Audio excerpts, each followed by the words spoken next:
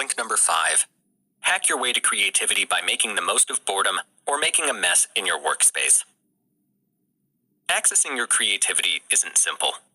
In fact, it may often feel like a locked system that you have to hack into. Luckily, there are some tried and tested techniques you can start using today. Here's the first way to unlock your creative potential. Get really bored. That sounds slightly paradoxical, doesn't it? Well, boring yourself to death is actually a great way of stimulating your creative instincts. After all, when your brain is feeling understimulated, there's nothing it loves more than a good distraction. Consider a group of researchers at the University of Central Lancashire in the United Kingdom. They gave 2 groups of participants a couple of cups and tasked them with finding creative ways of using them. The first group was told to simply focus on the task at hand, but the second group was told to think about the challenge while copying out numbers from an endless list. The second group came up with much more creative ways of using the cups. The reason? Copying down those numbers was so mind-numbingly dull that their brains were desperate to do something else. Another great way of stimulating your creativity is to create some mess in your workspace. That doesn't mean you have to empty the contents of your trash can over your desk.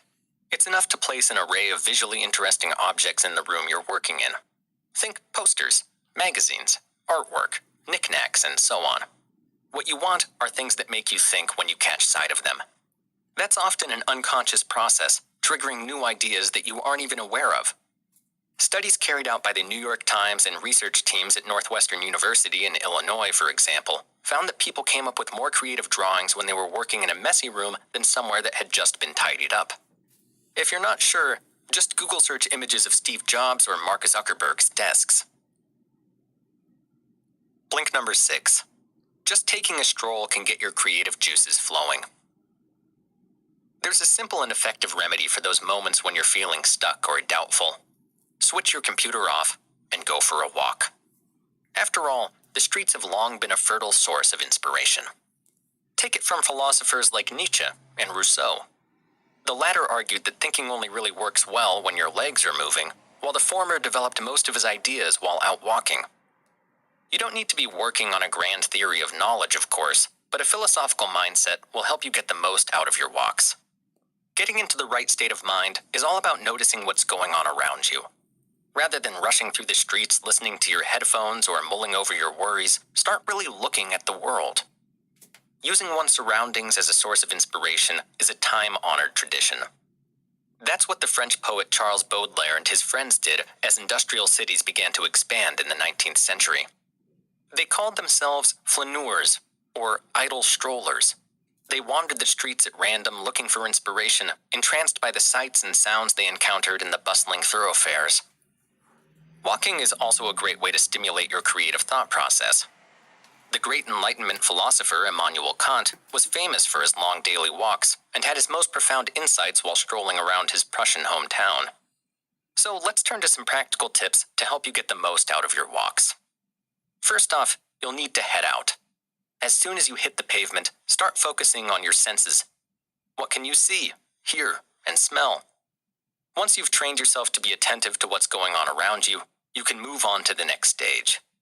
Here, you'll be walking with a purpose, trying to find an answer to a question that's been bothering you. Say you're trying to come up with a new idea for a marketing campaign. Take a stroll and rely on your senses to guide you. You'll be amazed how many things spark your imagination along the way. The final step is to share your insights with someone.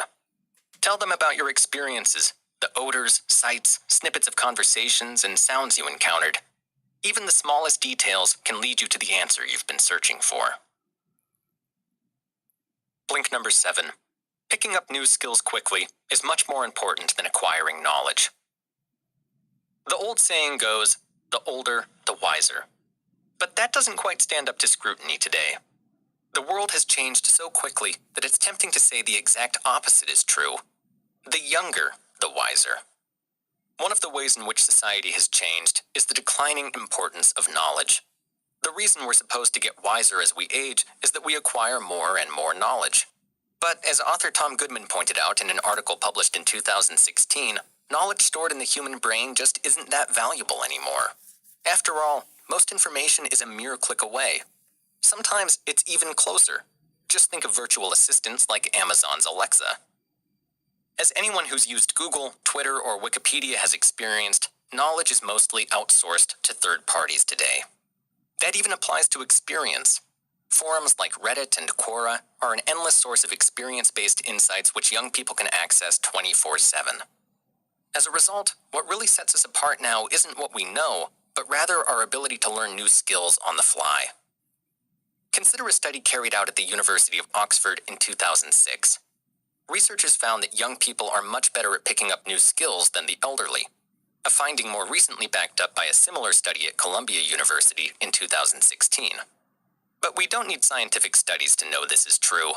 Think of the difference between trying to teach a grandparent how to use a computer and how a toddler seems to instinctively know how to use an iPhone.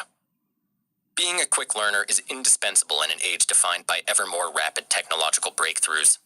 When everything is constantly changing and renewing itself, we need to be able to keep up, and that means young people have a distinct advantage. Blink number 8. Creativity isn't necessarily about being original, but it always adds value to things that already exist. It's easy to obsess over creative originality in a world where everything is supposed to be unique and innovative. So let's take it down a notch. Trying too hard to be original can be a trap.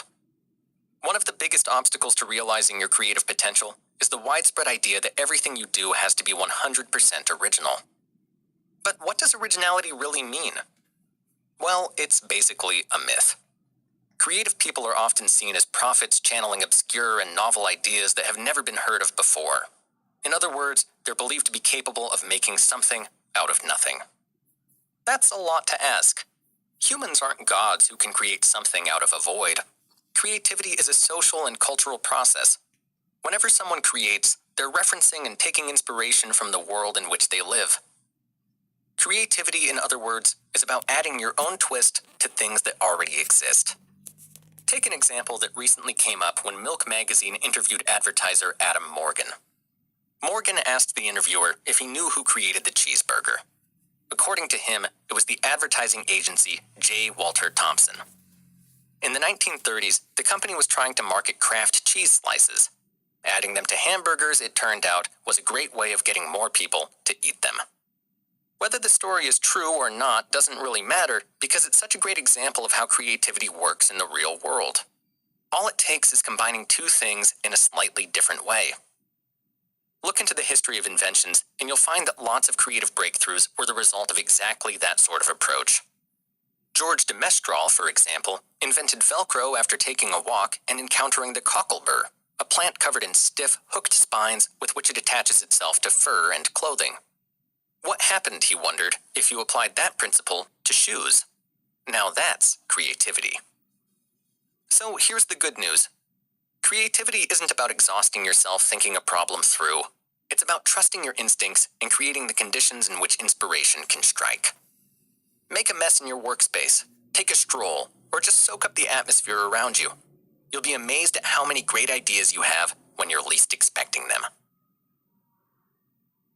You just listened to our Blinks to Creative Superpowers by Laura Jordan Bambach, Mark Earls, Daniele Fiandaca, and Scott Morrison.